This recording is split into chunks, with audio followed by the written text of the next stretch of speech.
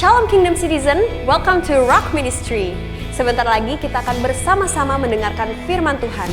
Melalui firman Tuhan yang disampaikan, kami percaya saudara akan diberkati dan diperlengkapi untuk menggenapi rencana Kristus dalam hidup saudara. Jangan lupa untuk like, comment, and subscribe, dan share video ini agar menjadi berkat bagi banyak orang. Selamat menyaksikan, Tuhan Yesus memberkati.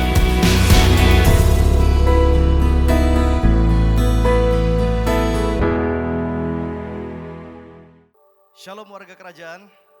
Sebelum kita dengar firman Tuhan pada ibadah yang kedua, saya mau ajak kita berdoa kepada Tuhan. Bapa di surga, kami bersyukur untuk kasih karunia dan anugerah-Mu yang luar biasa untuk setiap kami. Dimanapun kami berada saat ini, kami mendengar berita sukacita, kabar sukacita dari Injil Kristus. Injil yang membebaskan setiap orang dari setiap ketakutan, dari setiap belenggu dosa apapun. Dan biarlah kuasa daripada firman-Mu bekerja dalam hati kami pada hari ini. Kami siap dengar firman-Mu di dalam nama Tuhan Yesus, Tuhan yang berkuasa. Haleluya. Amin. Warga kerajaan, sebelum saya berkhotbah, saya ingin sampaikan bahwa di akhir daripada khotbah ini akan ada perjamuan kudus. Jadi tolong disiapkan perjamuan di rumah Anda masing-masing, karena kuasa daripada persekutuan ini dahsyat sekali. Oke, nah saya akan mulai dengan sebuah cerita. Pada tanggal 29 Juli tahun 2018, itu bertepatan hari Minggu. Apa yang terjadi saudara? Waktu saya dan istri dengan anak saya mau keluar ibadah ke gereja jam 6 pagi, 6.45, itu tiba-tiba gempa. Ya, kami lihat di BMKG sekitar 6,2 skala Richter. Dan kemudian kami tetap pergi ke gereja ibadah karena ibadah mulai jam 7. Di gereja baru praise and worship, tiba-tiba gempa lagi saudara. Waktu itu kami ada di lantai 2. Ya, dan hari itu berkali-kali gempa saudara. Tapi kita tetap melakukan ibadah seperti biasa. Nah, beberapa minggu, hari Minggu berikutnya saudara, di hari Minggu yang sama gempa lagi saudara. Hari Minggu berikutnya gempa lagi. Lombok digoncang gempa kurang lebih selama 6 minggu. Itu cukup melelahkan sekali. Dan kemudian pada minggu yang ketiga di mana gempa itu terjadi lagi saudara. Beberapa orang mulai bertanya-tanya. Kalau saudara pernah nonton film Ada Apa Dengan Cinta, ya, ada sebuah pertanyaan yang menarik, ada apa dengan Minggu? Orang mulai bertanya, ada apa dengan hari Minggu? Setiap kali mau masuk hari Minggu, orang-orang semua pada was-was, gempa lagi nih, gempa lagi, saudara. Ya, dan waktu gempa pertama terjadi pada tanggal 29 Juli, saya sebagai gembala di GBI Mataram Rock Ministry, kita langsung konsolidasi dan kita menyiapkan bantuan buat daerah-daerah yang terpapar gempa yang paling parah. Lombok Timur dan Lombok Utara, saudara. Nah, apa yang kita lakukan adalah kita siapkan beras, air minum dan sebagainya yang dibutuhkan terpal, dan kami kemudian mulai distribusikan ke daerah-daerah yang terpapar gempa yang keadaannya parah akibat gempa itu. Dan kami ada pengalaman menarik. Ya, ini saya sampaikan bahwa pada waktu kami bawa satu truk bantuan ke desa, ya, saya nggak sebut nama desanya, dan kami tentunya bertemu dengan kepala desa. Waktu ketemu dengan kepala desa dan kemudian mereka lihat, dari mana Pak? Mereka tanya dari mana? Kami bilang kami dari yayasan, kami dari gereja. Dan apa yang terjadi? Mereka mulai melihat dengan rasa curiga, ya, dan berkata, oh kalau dari gereja kami tidak mau terima bantuan. Nah, saya katakan nggak ada masalah. Saya katakan kami datang ini tidak membawa bendera gereja atau lembaga keagamaan apapun. Kami datang atas dasar kemanusiaan. Sempat ditanya dengan berbagai macam pertanyaan dan akhirnya saya sampai pada satu kesimpulan. Saya katakan it's okay, nggak masalah. Dan saya bilang kepada kepala desa, nggak apa-apa Pak, kalau memang Bapak nggak bersedia menerima bantuan ini, ada desa yang lain yang bersedia untuk menerima.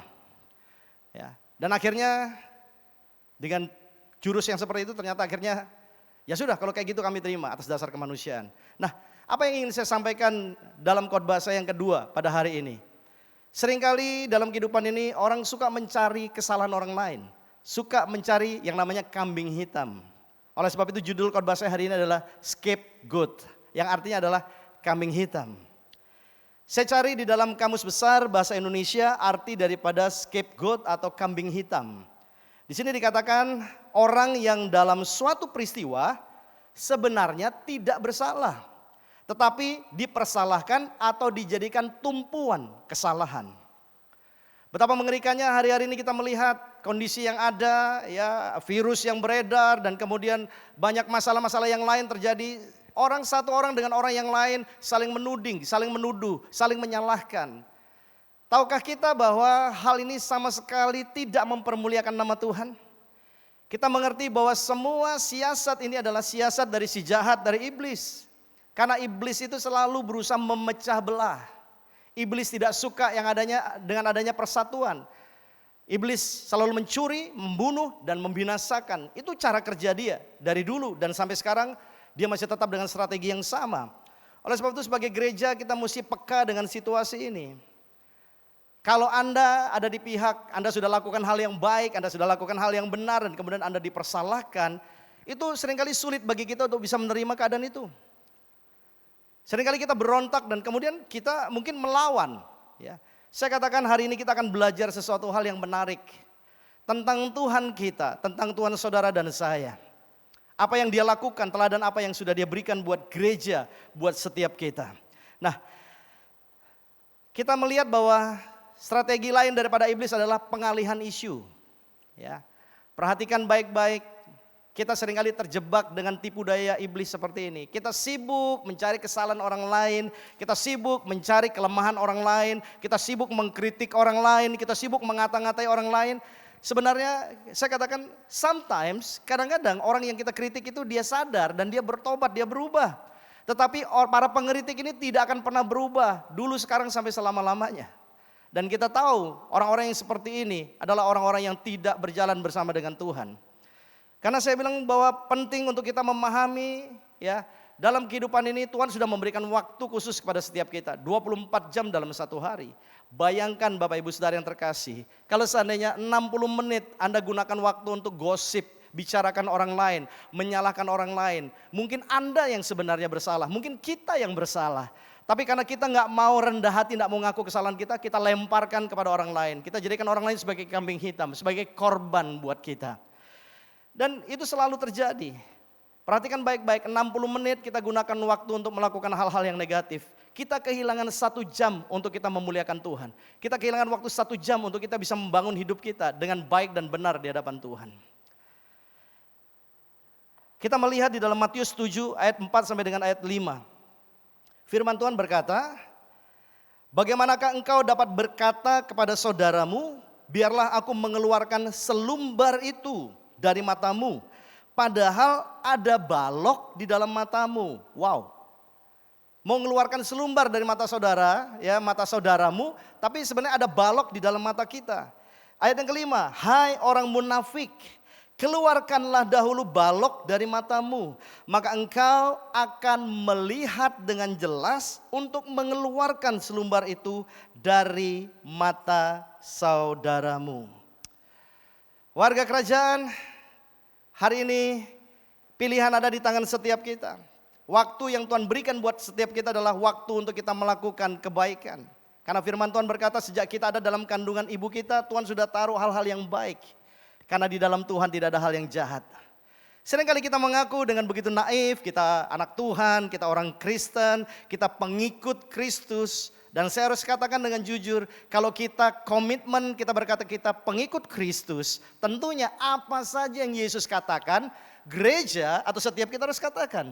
Bagaimana respon Tuhan Yesus waktu dia menghadapi semua situasi, respon yang sama yang harus muncul dari kehidupan kita. Kita punya gaya hidup Kristus dalam kehidupan ini. Dan perhatikan baik-baik, Kristus tidak pernah menyalahkan orang lain. Yesus tidak pernah berbuat dosa dan dia juga tidak pernah menyalahkan orang lain. Hari ini kita belajar satu hal, ya, scapegoat, kambing hitam, ini idiom saja, bukan berarti kambingnya warnanya hitam semua, ya. Tapi nanti kita akan mengerti. Mari kita buka di dalam Imamat pasal yang ke-16 ayat 21 sampai dengan ayat yang ke-22. Kita melihat Imamat 16 ayat yang ke-5 sampai dengan ayat yang ke-10. Korban pendamaian. Saya akan baca buat setiap kita. Dari umat Israel, ia harus mengambil 2 ekor kambing jantan untuk korban penghapus dosa dan seekor domba jantan untuk korban bakaran. Kemudian Harun harus mempersembahkan lembu jantan yang akan menjadi korban penghapus dosa baginya sendiri, dan dengan demikian mengadakan pendamaian baginya dan bagi keluarganya. Ia harus mengambil kedua ekor kambing jantan itu dan menempatkannya di hadapan Tuhan di depan pintu kemah pertemuan. Ayat yang ke-8. Dan harus membuang undi atas kedua kambing jantan itu. Sebuah undi bagi Tuhan dan sebuah bagi Azazel. Lalu Harun harus mempersembahkan kambing jantan yang kena undi bagi Tuhan itu dan mengolahnya sebagai korban penghapus dosa. Sekali lagi saya katakan sebagai korban penghapus dosa. Kenapa harus terjadi? Karena manusia tidak bisa mengampuni dosanya, tidak bisa menebus dosanya sendiri. Sehingga hewan harus dikorbankan. Nah, ayat yang ke-10, di sana dikatakan tetapi kambing jantan yang kena undi bagi Azazel haruslah ditempatkan hidup-hidup di hadapan Tuhan untuk mengadakan pendamaian. Lalu dilepaskan bagi Azazel ke padang gurun. Kita ketemu beberapa kali kata Azazel ini disebutkan. Apa itu Azazel? Ya, Azazel dalam perjanjian lama itu digambarkan sebagai kambing jantan yang akan dipergunakan sebagai korban penghapus dosa. Upacara penyucian dosa ini rutin dilakukan oleh bangsa Israel dan sudah dilakukan pertama kali waktu Adam jatuh di dalam dosa. Di sana dikatakan cawat dari daun-daunan itu diganti dengan cawat dari kulit hewan. Ada korban yang disembelih karena kesalahan yang diperbuat oleh manusia. Dan dari keturunan sampai keturunan hal yang sama terjadi. Sampai kita bertemu dengan Imamat 16 ini saudara. Kalau saudara baca pasal sebelumnya, kita akan ketemu bagaimana kedua putra dari Imam Harun ini. Yang bernama Nadab dan Abihu. Mempersembahkan korban atau api asing di hadapan Allah. Dan kemudian api yang muncul dari Tuhan menghanguskan mereka, membunuh mereka. Dan ini membuat Tuhan bicara kepada Imam Harun. Harus lakukan pendamaian. Harus ada korban penghapus dosa. Karena dosa tidak akan pernah menyenangkan atau baik di hadapan Allah. Dosa itu berseberangan dengan kekudusan daripada Allah. Kita tahu di dalam perjanjian baru di sana dikatakan tanpa kekudusan tidak ada seorang pun dapat melihat Allah. Enggak bisa melihat Allah, enggak mungkin bisa berjalan bersama dengan Allah. Enggak berjalan bersama dengan Allah berarti kita akan gagal dan terus gagal dalam kehidupan ini. Kenapa saya katakan demikian? Karena kemenangan yang boleh kita nikmati setiap hari dalam kehidupan ini. Bukan karena saudara dan saya hebat. Bukan karena saudara punya fasilitas. Semua itu karena campur tangan Tuhan dalam kehidupan ini. Sehingga perlu ada pendamaian. Azazel ini adalah kambing jantan yang harus dikorbankan. Tetapi uniknya cara mengorbankannya ini beda. Ya, nanti kita akan lihat. Kata Azazel 3 kali ditemukan ya di dalam perjanjian lama, hanya ada di dalam perjanjian lama. Digambarkan tentang sosok yang berlawanan dengan Tuhan dan lain sebagainya. Nah, sekarang saya masuk di ayat ke-21 dan ke-22 dari Imamat pasal yang 16. Kambing jantan Azazel. Ayat 21. Dan Harun harus meletakkan kedua tangannya ke atas kepala kambing jantan yang hidup itu dan mengakui di atas kepala kambing itu segala kesalahan orang Israel dan segala pelanggaran mereka. Apapun juga dosa mereka, ia harus menanggungkan semuanya itu ke atas kepala kambing jantan itu dan kemudian melepaskannya ke padang gurun dengan perantaraan seseorang yang sudah siap sedia untuk itu. Jadi perhatikan baik-baik ya. Ini ada kambing jantan. Ada 2 dibawa di depan kemah pertemuan. Kambing jantan, kemudian kedua kambing jantan ini diambilkan undi. 1 undi untuk Tuhan, 1 undi lagi Azazel. Nah, waktu undian jatuh kepada salah satu daripada kedua kambing jantan, taruhlah kambing jantan A ini, undian jatuh untuk Tuhan. Apa yang terjadi? Maka Imam Harun mengolah daging daripada kambing jantan ini dan kemudian dipersembahkan kepada Tuhan sebagai korban bakaran. Bagaimana dengan kambing jantan yang kedua? Yang disebutkan Azazel. Kambing jantan yang kedua ini diperlakukan berbeda. Yang dilakukan adalah kambing jantan ini dibawa ke hadapan Imam Harun. Dan kemudian Imam Harun meletakkan kedua tangannya di atas kepala daripada kambing jantan ini. di atas Azazel ini. Dan kemudian dikatakan firman Tuhan, semua dosa, semua pelanggaran, semua kutuk, semua pemberontakan, hal-hal yang jahat yang dilakukan oleh Imam Harun beserta anak keturunannya dan semua orang Israel disebutkan di atas kepala daripada kambing jantan itu. Dengan kata lain, kambing jantan itu menanggung semua kesalahan daripada bangsa Israel. Semua dosa yang disebutkan pada waktu itu diletakkan di atas kepala daripada kambing jantan ini. Dan dikatakan kambing jantan ini tidak dibunuh, Azazel tidak dibunuh, tapi dilepaskan ke padang gurun. Dan padang gurun kita tahu adalah kondisi yang sangat ekstrim. Di sana padang gurun yang sangat panas. Dibiarkan dilepas di situ tanpa adanya air. Ketahuilah cepat atau lambat kambing ini pasti akan mati kehausan di padang gurun. Kenapa? Memang dia harus mati. Tapi dengan cara yang berbeda. Dia tanggung semua kutuk, semua dosa yang dia perbuat bangsa Israel. Waktu saya belajar dari ayat firman Tuhan ini, saya kagum dengan satu pribadi. Kalau saudara temukan korban demi korban yang diberikan, ya dipersembahkan oleh imam, dari imam kepada imam saudara, untuk memperdamaikan dosa umat atau dosa bangsa Israel di hadapan Tuhan. Di perjanjian baru kita melihat ada satu pribadi yang sangat luar biasa. Namanya adalah Yesus Kristus Tuhan. Kristus ini adalah gambaran Azazel di dalam perjanjian baru. Bahkan lebih daripada Azazel. Kita melihat tipe daripada Kristus. Apa yang dilakukan oleh Yesus Kristus. Dia menderita sengsara sewaktu dipisahkan dari Allah Bapanya. Ada satu momen dalam kehidupan Yesus. Waktu dia ada di Taman Getsemani. Waktu dia mengerti bahwa dia harus memikul dosa yang tidak pernah dia perbuat. Dengan kata lain, dia menjadi kambing hitam. Dia dikorbankan untuk kesalahan yang tidak pernah dia perbuat. Makanya waktu dia ada di Taman Getsemani, waktu dia berdoa di situ, dia udah bilang kepada murid-muridnya, beberapa orang muridnya, Yohanes, Yakobus, ya, Petrus, berjaga-jaga, doa. Mereka semua nggak bisa. Yesus berdoa, dia berseru kepada Bapa, ya Bapa, jika seandainya mungkin, lalukanlah cawan maut ini daripadaku. Tapi bukan kehendakku yang jadi, kehendakmu yang jadi. Luar biasa saudara. Kita melihat pribadi daripada the Son of God. Pribadi yang sangat luar biasa. Submission dia kepada Bapanya yang di sorga. Dia tidak mengutamakan kehendaknya. Dia rela memikul dosa yang tidak pernah dia lakukan. Bapak Ibu saudara yang terkasih dalam Tuhan, kita lihat di satu titik. Satu hal yang sangat menyedihkan hati daripada Tuhan Yesus. Waktu Allah Bapa tidak sanggup melihat semua dosa yang ditaruh di atas tubuh Tuhan Yesus sebagai korban, sebagai Azazel itu. Apa yang terjadi saudara? Allah Bapa memalingkan wajah. Sampai Yesus harus berkata, Eli, Eli, lama sabachthani. Allahku, Bapakku, mengapa engkau meninggalkan aku?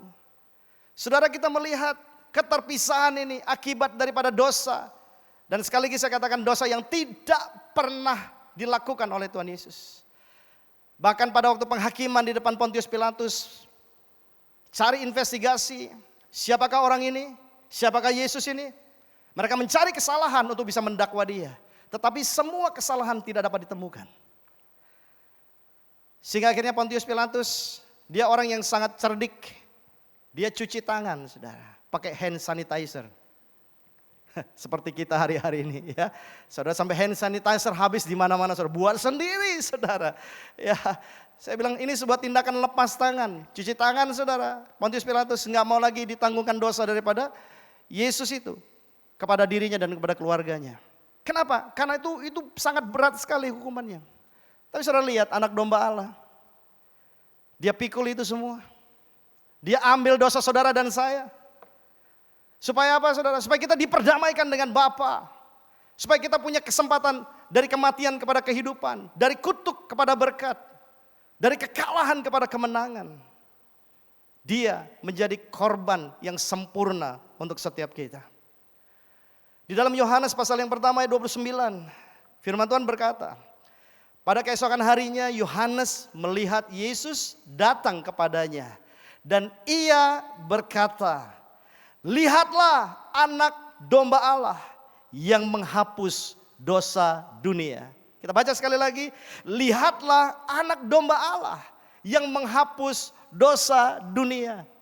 Yesus datang ke dunia ini dengan satu purpose yang jelas, dengan tujuan yang jelas. Dia tahu manusia, siapapun adanya engkau tidak bisa menyelamatkan dirimu sendiri.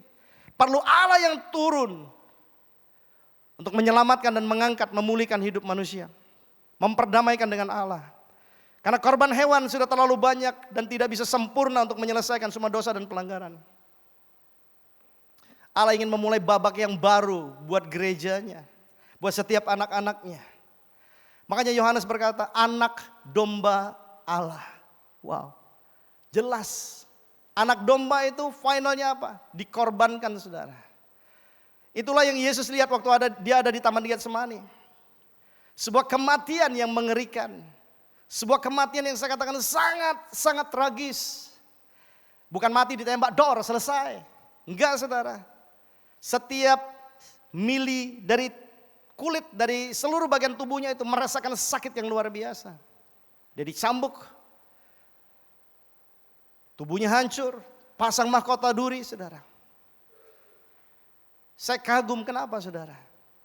Karena sebenarnya Yesus punya kekuatan yang supranatural. Waktu dia berhadapan, kenapa dia diam? Kenapa dia nggak membantah? Kenapa dia nggak melawan, saudara? Dia sampai katakan, kalau aku mau, aku bisa berseru kepada sorga. Dan sorga akan mengirimkan sepeleton daripada malaikat yang terbaik. Dan Yesus bisa dilepaskan. Tapi dia tidak lakukan itu. Kenapa, saudara? Karena kalau dia lakukan itu, saudara dan saya tidak terima keselamatan hari ini. Dia harus lewati jalan salib itu sampai dia berkata, sudah selesai. It is finished. Bersyukurlah warga kerajaan. Karena Allah yang saudara dan saya sembah adalah Allah yang menyelesaikan segala sesuatunya dengan sempurna. Bagaimana dengan warga kerajaan? Bagaimana dengan setiap kita? Bagaimana dengan pengiringan kita akan Tuhan? Hari-hari ini gitu ada begitu banyak intimidasi datang buat kita. Ada begitu banyak berita-berita hoax, berita buruk yang masuk kepada kita. Apapun itu, dengar baik-baik. Allah, saudara dan saya jauh lebih hebat daripada itu semua. Ini waktunya kita untuk menunjukkan bahwa Allah kita dahsyat. Allah kita luar biasa. Saya menghimbau gereja di saat yang seperti ini. Apa yang harus kita kerjakan dan kita lakukan. Jangan sibuk dengan dirimu sendiri. Ada banyak orang-orang di luar yang ketakutan, yang perlu berita tentang keselamatan di dalam Yesus Kristus Tuhan. Kenapa saudara nggak cerita? Kenapa saudara nggak berbagi? Kenapa kita nggak tolong orang-orang itu? Seperti apa yang Yesus lakukan? Pertolongan yang paling luar biasa adalah dia dikatakan bukan jadi korban. Karena korban itu victim, saudara. Yesus menjadi kurban. Katakan bersama saya, kurban. Kurban artinya apa? Sacrifice.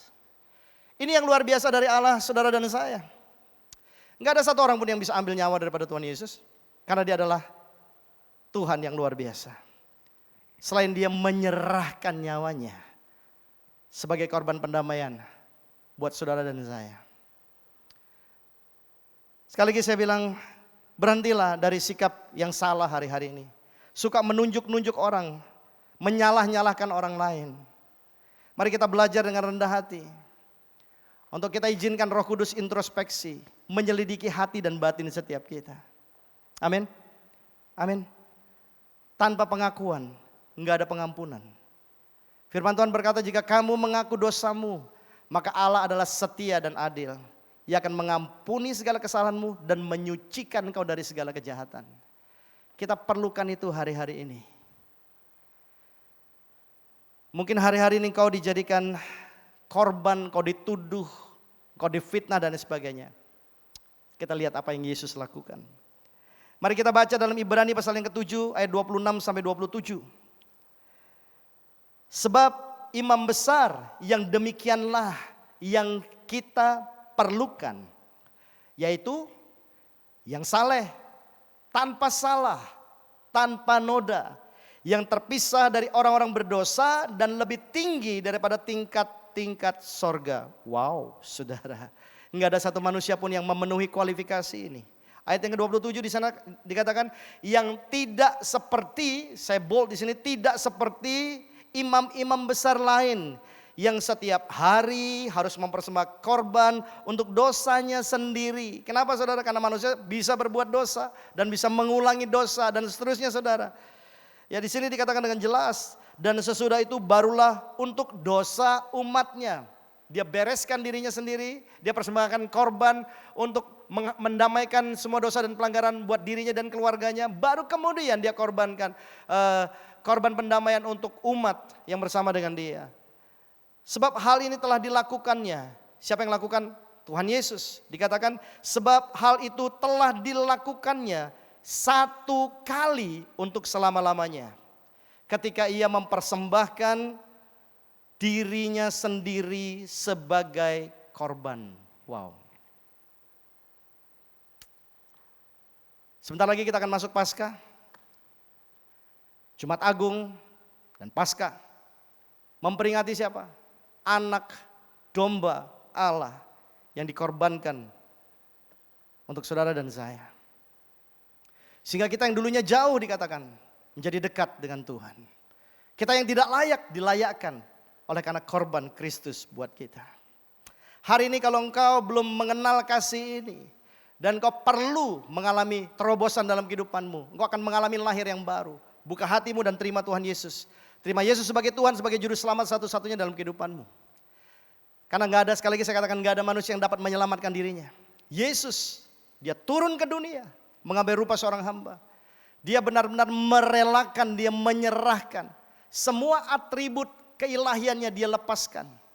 Dia merendahkan dirinya, bukan jadi bos, dia jadi hamba. Dia lakukan yang orang lain tidak mau lakukan. Warga kerajaan, perhatikan baik-baik. Pekerjaan, tidak ada satu pekerjaan apapun yang terlalu hina di hadapan Tuhan. Selama kita lakukan itu atas kehendak Allah. Dan kita lakukan untuk dan dengan motivasi hanya untuk mempermuliakan nama Tuhan. Jangan bingung dengan apa yang kau lakukan hari-hari ini. Kalau Tuhan percayakan sesuatu dalam kehidupanmu, kerjakan dengan sungguh-sungguh seperti untuk Tuhan. Nah, kita lihat di sini. Jadi jelas bahwa Yesus telah menjadi imam, bukan hanya sekedar imam. Nah, saya katakan dia bukan hanya menjadi Azazel saja. Dia juga menjadi kambing jantan yang dikurbankan, yang dibakar, saudara.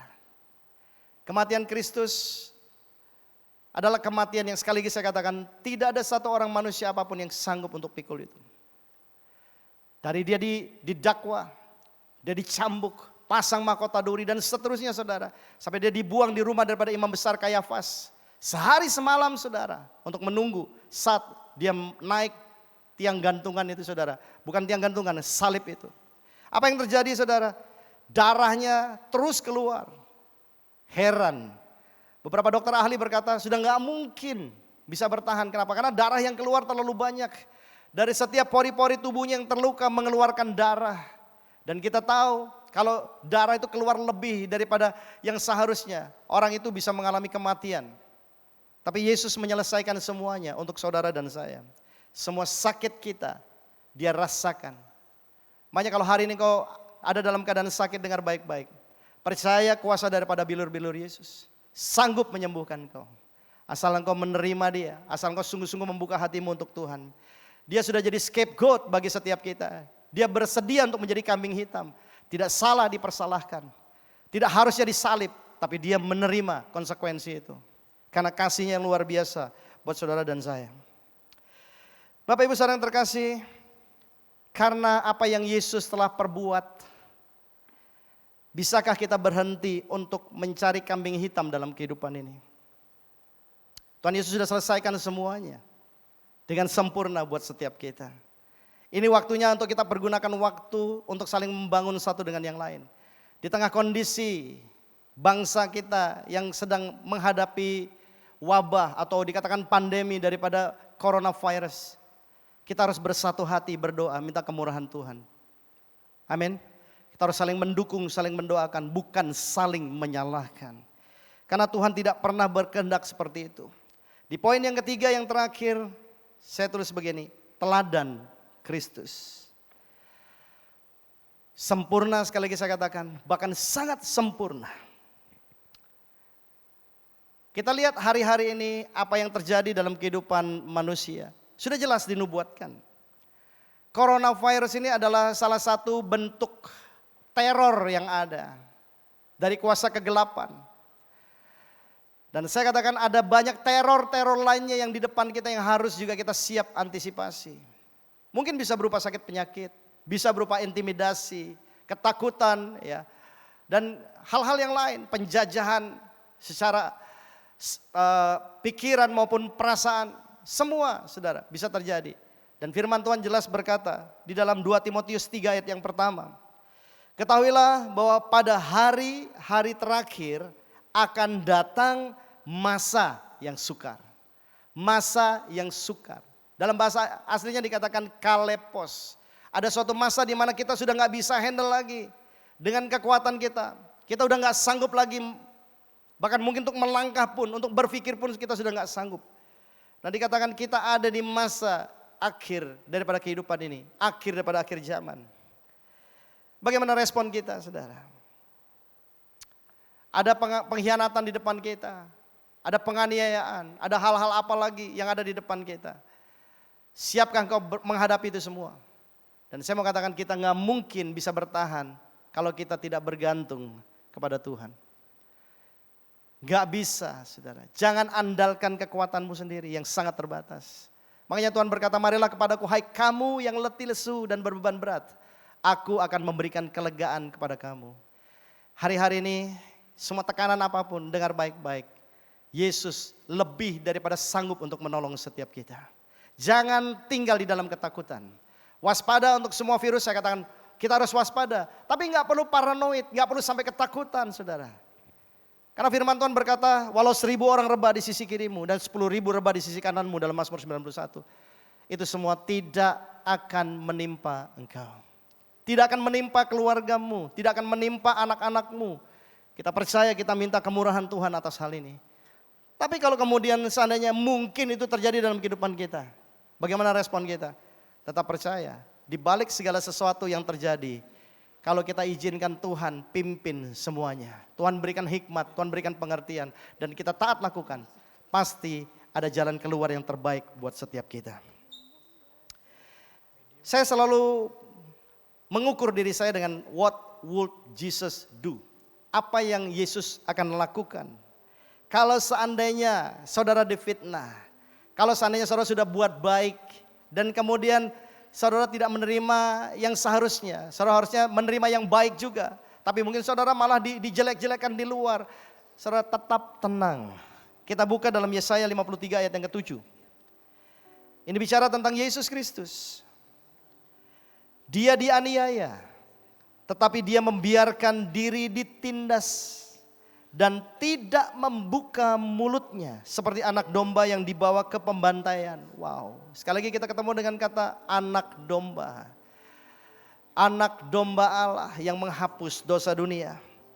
Dikatakan waktu dia diperhadapkan pada hukum yang tidak adil itu, saudara. Keputusan yang tidak adil. Dia dipersalahkan. Dia dianiaya. Tapi dia tidak membuka mulutnya. Anak domba itu dibawa ke pembantaian. Dan dikatakan seperti induk domba yang keluh. Keluh artinya tidak mengeluarkan suara apapun. Tidak berespon apapun. Dia berserah bukan menyerah. Dan di sana dikatakan orang yang menggunting bulunya. Di hadapan orang yang menggunting bulunya pun ia tidak membuka mulutnya, saudara. Hari-hari ini kita harus belajar. Kenapa terlalu banyak masalah terjadi di dunia ini? Karena respon yang salah. Terlalu banyak bicara itu seringkali membawa kita kepada kesalahan. Waktu kita berhadapan pada situasi yang tidak enak, saya nggak tahu apa yang saudara alami di rumahmu. Apa yang kau alami di keluargamu, di bisnis pekerjaanmu, hubunganmu dengan orang-orang, apa saja yang dengar baik-baik. Kalau seandainya kau sudah lakukan yang baik dan padamu ditimpakan semua hal yang buruk, jangan membuka mulutmu. Datang kepada Tuhan. Minta hikmat dan kekuatan kepada Tuhan. Kita harus berespon benar, saudara. Kita harus mempercayakan hal-hal keputusan yang penting dalam kehidupan kita ke dalam tangan Tuhan. Saya tutup dengan sebuah ayat. 1 Petrus 3 ayat yang ke-9. Firman Tuhan berkata, dan janganlah membalas kejahatan dengan kejahatan, atau caci maki dengan caci maki. Tetapi sebaliknya hendaklah kamu memberkati. Tunggu dulu. Bukankah kita boleh berespon terhadap apapun yang terjadi dalam kehidupan kita? Bukankah seringkali kita berkata kita punya hak atas kehidupan ini? Bapak Ibu saudara yang terkasih, warga kerajaan, dengar baik-baik, pada waktu kita datang kepada Kristus, kita sudah menyerahkan seluruh hak kita kepada Dia. Bukan kehendak kita yang jadi, kehendak Tuhan yang jadi. Makanya kita harus lebih dulu dengar apa yang menjadi kehendak Allah. Tangkap apa yang menjadi isi hati Tuhan. Jangan buru-buru ngomong, jangan buru-buru bereaksi, jangan buru-buru takut, jangan buru. Tenang saudara, tenang. Karena Tuhan kita yang ciptakan langit, bumi dan segala isinya. Dan Dia masih eksis sampai dengan hari ini. Arti kata daripada YHWH adalah the existing one. Tuhan yang eksis, yang selalu ada, hadir. Dan Dia berkuasa dari masa ke masa dalam kehidupan kita. Di masa kau susah, Dia sanggup tolong kau. Di masa kau bersuka cita, Dia ada bersama dengan kau. Di semua musim dalam kehidupan kita, Dia adalah Allah yang dapat dipercaya. Dan saya suka sekali di sini dikatakan, jangan balas kejahatan dengan kejahatan, caci maki dengan caci maki. Sebaliknya saudara, sebaliknya. Respon kita adalah, hendaklah kamu memberkati. Wow.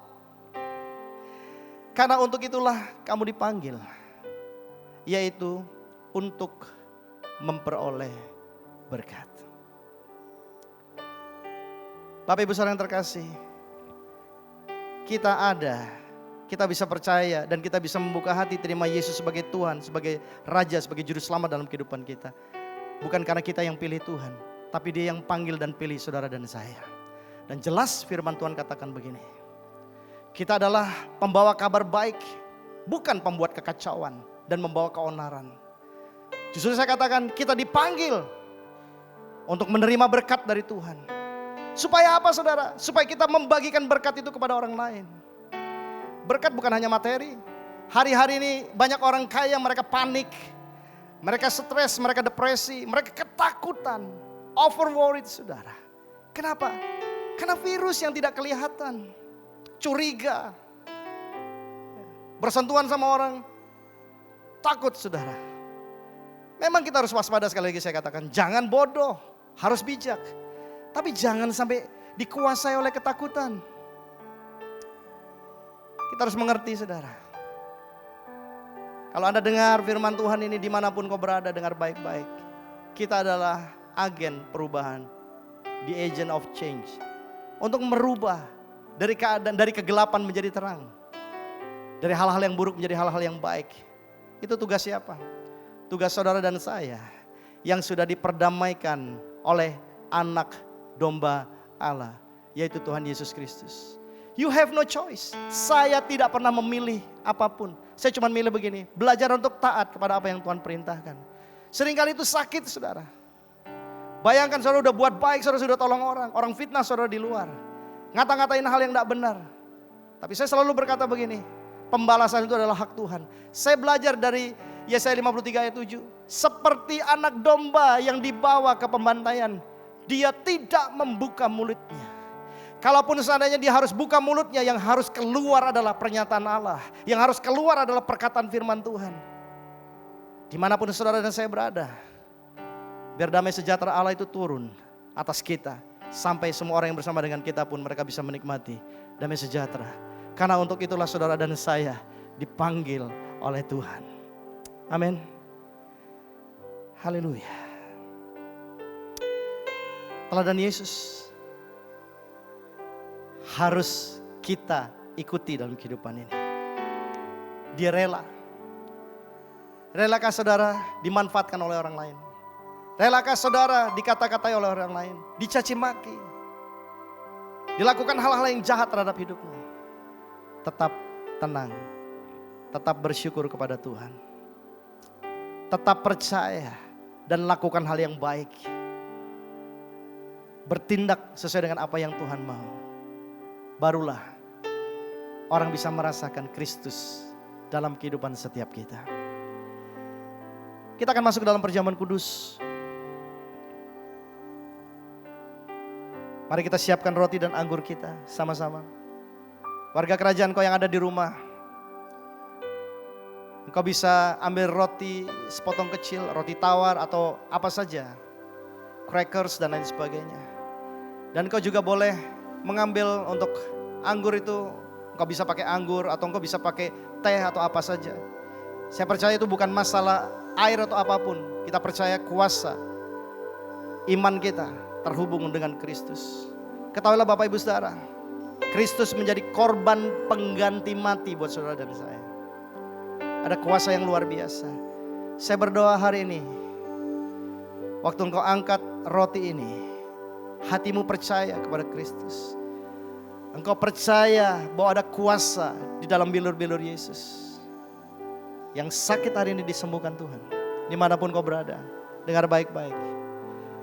Walaupun kita lewat udara, lewat siaran ini, saya percaya kuasa Tuhan tidak dapat dibatasi oleh apapun. Terima kesembuhan, terima pemulihan. Tapi yang pertama, terimalah Yesus Kristus sebagai satu-satunya Tuhan dan Juru Selamat dalam kehidupanmu. Mari kita angkat roti di tangan kanan kita. Karena salibmu, haleluya. Mari kita naikkan pujian ini, karena salibmu Tuhan. Oh, dari refrainnya. Karena salibmu ku hidup, karena salibmu ku menang. Engkau yang berkuasa, sanggup untuk lakukan mujizatmu. Karena salibmu, oh, ku hidup. Karena salibmu, ku menang. Engkau yang berkuasa, sanggup untuk melakukan mujizatmu di hidupku. Bapak, kami bersyukur Engkau mati untuk kami pribadi lepas pribadi. Terima kasih Tuhan, Engkau rela, Engkau menyerahkan nyawamu menjadi korban penebusan salah buat setiap kami. Hari ini kami memperingatinya, mengingat semua karya keajaibanmu, kasih karuniamu untuk setiap kami yang tidak layak, tapi Engkau layakkan. Ajar kami untuk menghormati Tuhan lebih dari apapun. Ajar kami untuk tunduk dan taat karena kami mencintai Engkau, bukan karena kami ingin mendapatkan sesuatu dari Engkau. Karena kami tahu hidup kami semua pemberian daripada Allah. Dan seharusnya hidup kami juga dipersembahkan untuk hormat dan kemuliaan bagi nama-Mu. Hari ini siapapun Engkau yang mendengar berita ini, serahkanlah semua kekhawatiranmu, serahkanlah seluruh kehidupanmu kepada Kristus. Izinkan Dia yang memegang hidupmu. Bukan kehendakmu, tapi kehendak Tuhan yang jadi atas hidup setiap kita. Bapak Ibu saudara yang dikasihi dan diberkati Tuhan, inilah yang Tuhan Yesus lakukan pada malam sebelum Dia diserahkan. Tuhan Yesus mengangkat roti, mengucap syukur atasnya dan memecah-mecahkannya dan berkata, inilah tubuhku yang diserahkan bagi kamu. Perbuatlah ini menjadi peringatan akan aku. Bapak Ibu saudara yang dikasihi dan diberkati Tuhan, percayakan engkau dengan segenap hati dan imanmu kepada Allah Bapa di surga, bahwa roti yang kita angkat tinggi-tinggi ini adalah persekutuan kita dengan tubuh Kristus. Mari kita makan bersama dalam nama Yesus.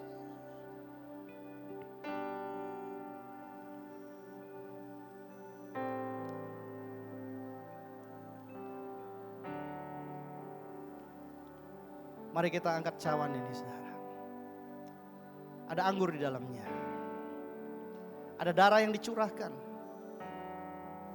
Dan Tuhan berkata semua sudah selesai. Hari ini Tuhan ganti semua ketakutanmu.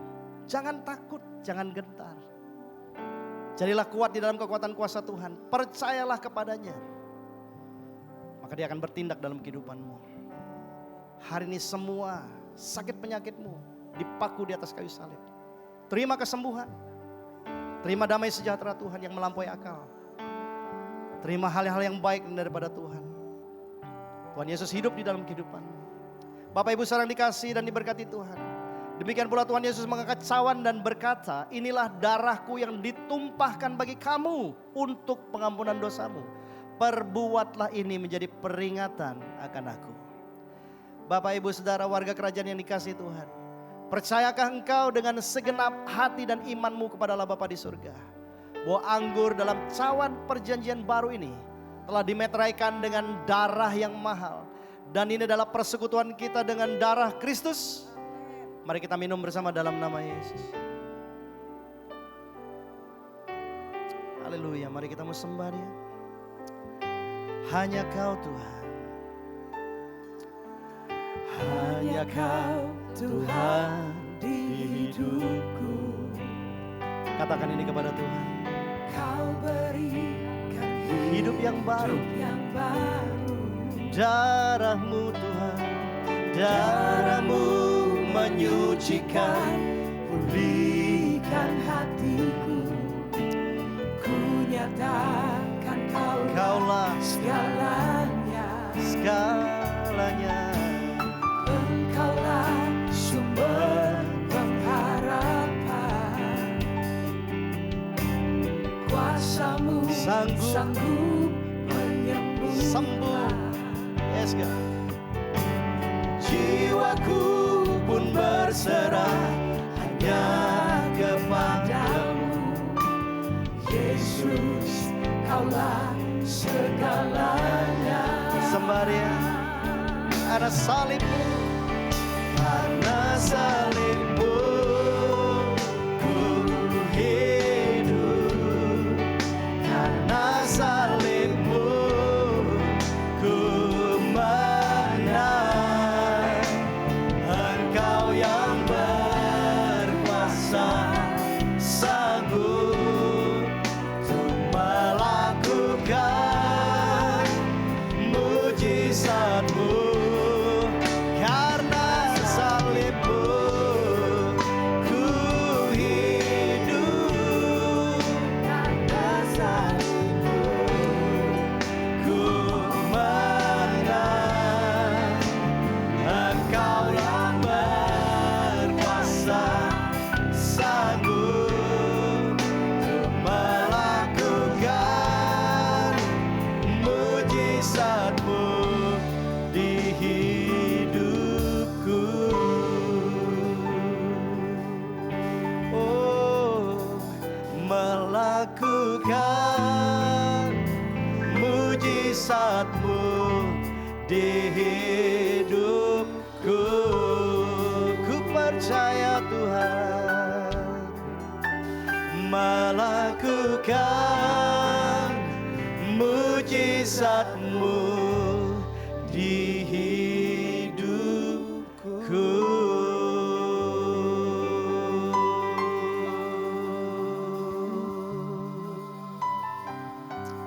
Bersyukur Tuhan.